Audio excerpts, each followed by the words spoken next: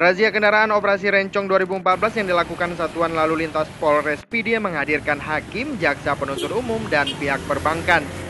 Para pengendara yang melanggar lalu lintas langsung mengikuti sidang serta membayar denda di tempat.